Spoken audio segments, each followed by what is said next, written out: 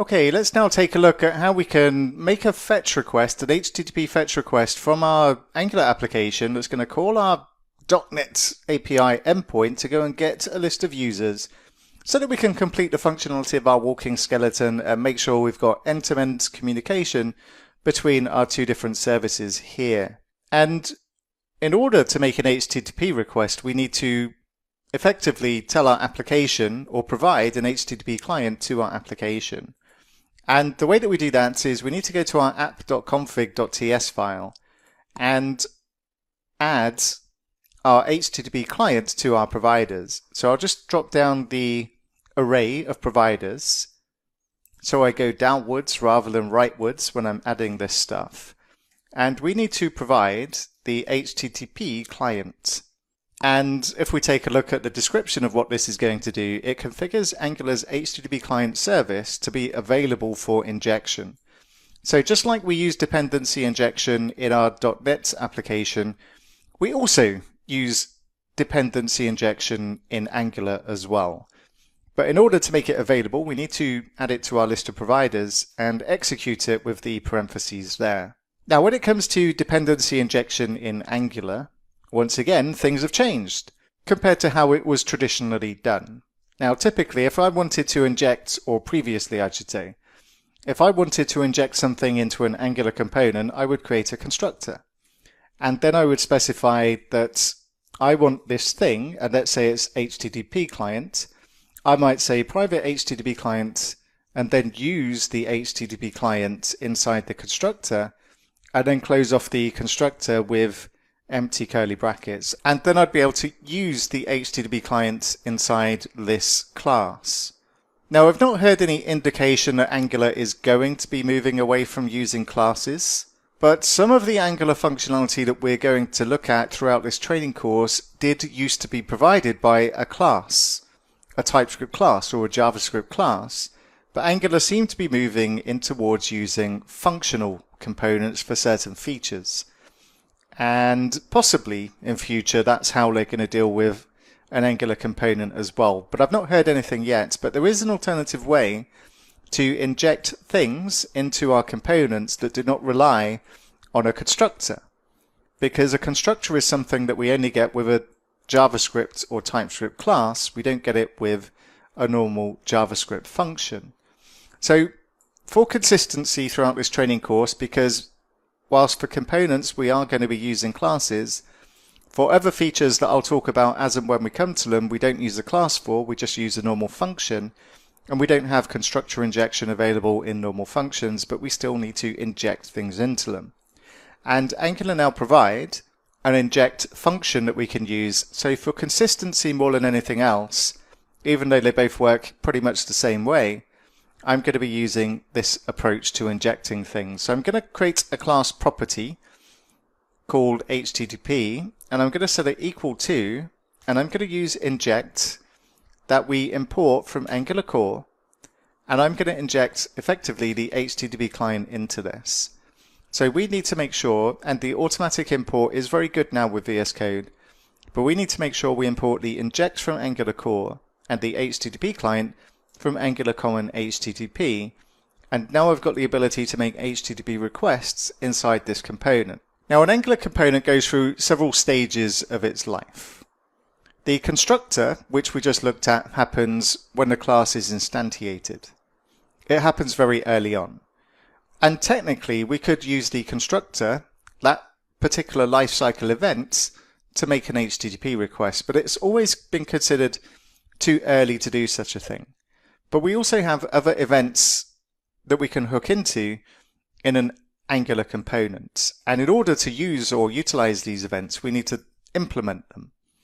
So we're going to say our app component implements, and we're going to say it's going to implement the onInit event. And this is a lifecycle hook that is called after Angular has initialized all data-bound properties of a directive, and it's considered the appropriate time to make an HTTP request.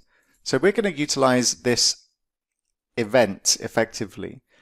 Now, because we're implementing this onInit, it's expecting us to create a function called ngOnInit where it can execute the code that's required in this particular lifecycle event. And we get the warning, and we can use our quick fix, and we can tell it that we want to implement the interface on init, and then it creates the ng on init function.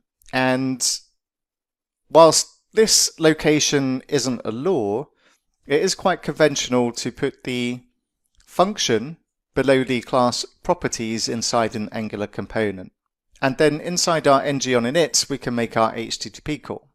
Now, because we're inside a JavaScript class, and when I say JavaScript, I also mean TypeScript. I tend to use these terms interchangeably, but we are writing our code in TypeScript. But it's effectively the same thing.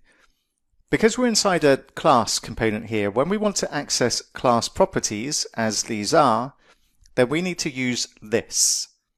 And in order to make an HTTP request, I need to say list.http to use the class property. And that's simply how we access class properties. A lot of developers find this kind of annoying because we say lists everywhere, but that is just the system. So we're going to say list.http get because we're going to make a GET request, and then we specify the address, the URL, of where we're going to get this data from. So we're going to go to https://localhost:5001/API/users to get the data. And of course, if you make a typo, you are going to get an error. If your API server is running on a different port, it's not going to work. If you're running on HTTP rather than HTTPS, again, it's not going to work. I'm just really making the point here that you do need to be accurate with the URL for your API endpoints. Now, we're hard coding this at the moment. That's not good practice, but we'll do this for the short term, just while we're making sure things are working. So what does this mean? What does this code do? What does the GET request actually return to us? Well, if we hover over the GET, then we'll get the documentation for this function. So it constructs a GET request that interprets the body as JSON and returns the response body as an object parsed from JSON.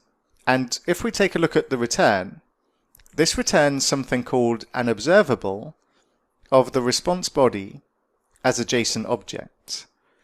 Now, Angular makes heavy use of these things called observables.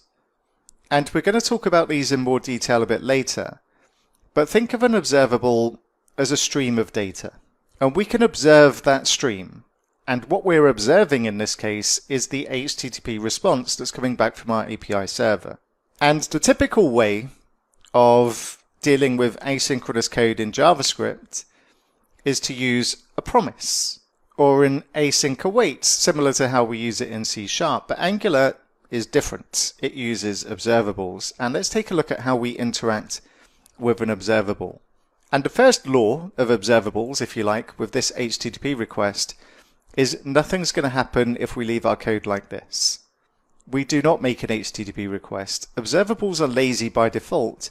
And if nobody subscribes to the observable, it doesn't do anything. So if we want this to execute, we first have to subscribe to the observable. And then we can say what's going to happen after we subscribe. So we open up parentheses, then we open up curly brackets, and then inside these curly brackets on the next line, we can specify what we want to do next. And these are all callback functions. So I'll just add the syntax for an example function that doesn't do anything. Just an empty parenthesis as argument, and then empty curly brackets. We also get to decide what we want to do if there's an error. So again, I'll just add the boilerplate for a callback function if there's an error. And then we can also specify what we want to happen when the observable completes.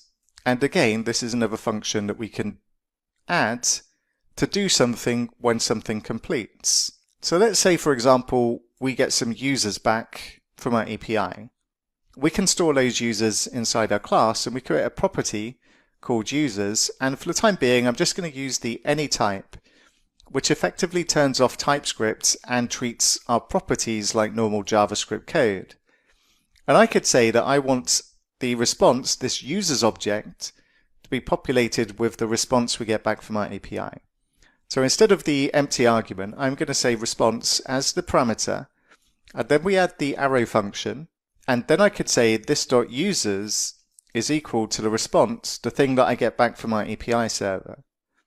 If I get an error, I can say error as the argument, and then I could say console.log and output the error into the developer console in our browser.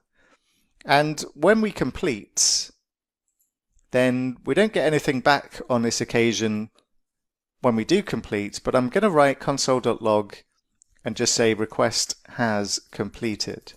So now we have this in place, and what we're going to do with this observable, let's go and take a look at the browser to see what actually happens. Because we're initializing our component and we're calling the ng on init and we're executing this code inside here. So we're going to do something, but is it going to work? Well, let's take a look. And if I refresh my page, then okay, we're not doing anything with the users in our class anyway, but in our browser we can see that we've got some errors. And if I take a look at my console, then it tells us what went wrong. And it says that access to this URL from this origin, and this is the origin, our Angular application, has been blocked by CORS policy. No access control allow origin header is present on a requested resource. Okay, and in our Chrome developer tools, we've also got the network tab here, where we can get additional details about the network request we're making to our API server. So let's just clear this and then refresh the page again. Then we can take a look at our error-ing request, the users here, and we can see with our network request the headers, the response headers from the API, the request headers, what we're sending up to our API, and we've also got the preview and the response here as well. But this is a failing request at the moment, and the console is giving us the error of what went wrong. So it tells us what the problem is, and our problem is related to CORS. So in the next lesson we'll take a look at what this is and what we do to fix it.